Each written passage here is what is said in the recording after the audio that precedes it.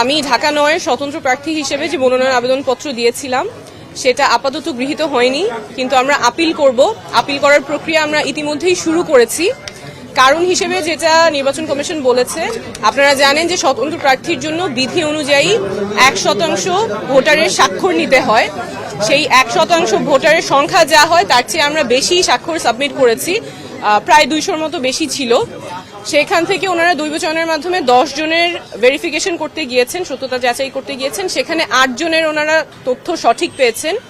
2 জনের ক্ষেত্রে ওনারা মানুষটাকে খুঁজে পেয়েছেন, সত্যতা যাচাই করতে পেরেছেন, কিন্তু সেই 2 জন ঢাকা ৯-এর ভোটার ছিলেন না। ওনারা জানতেন না ওনারা ঢাকা ৯-এর ভোটার। একজনের বাসা খিলগা যেহেতু ঢাকা ৯ আর 11 দুইটাই পড়ে, উনি জানতেন যে উনি ঢাকা ৯-এর ভোটার এবং তার জানার কোনো উপায় ছিল না যে সে ঢাকা ৯-এর ভোটার না। উনি গিয়ে ওয়েবসাইটে চেক করেছেন, ওনার ভোটার নাম্বারটা পান নাই, এনআইডি যেটা ছিল উনি জানতেন উনি ঢাকা ৯-এর ভোটার, সেভাবে তিনি স্বাক্ষর করেছেন। আরেকজন যার ব্যতিক্রমে এসেছে, তার কাছেও যে হার্ড কপি আছে এনআইডির, সেই এনআইডির ঠিকানা অনুযায়ী উনিও ঢাকা ৯-এর ভোটার, কিন্তু নির্বাচন কমিশনের কাছে তথ্য আছে যে তিনি ঢাকা ৯-এর ভোটার না, সেটাও তার জানার কোনো উপায় ছিল না।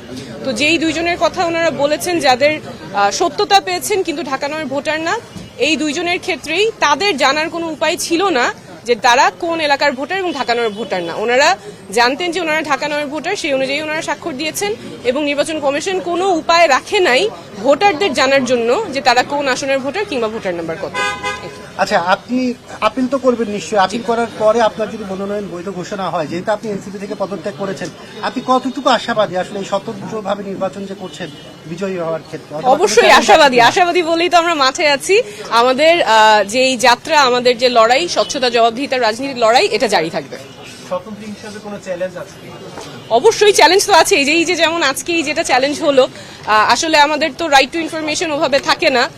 যারা এত কষ্ট করে স্বাক্ষর দিয়েছেন তাদের জন্য নির্বাচন কমিশন কোনো উপায়ও রাখে নাই জানার যে তিনি কোন আসনের ভোটার। আমরা এত কিছু বলি, আমাদের অধিকারের কথা বলি, কিন্তু এই বেসিক তথ্যটা জানার পর্যন্ত আমাদের কোনো উপায় রাখা হয় নাই। অবশ্যই চ্যালেঞ্জ আছে, তার সাথে অনেক পজিটিভও আছে। আমাদের যেহেতু দল থেকে না হয়ে স্বতন্ত্র যাচ্ছি, মানুষ একেবারেই খুব কাছে থেকে অনেক ভালোবাসা দিচ্ছেন, তো অবশ্যই পজিটিভও আছে।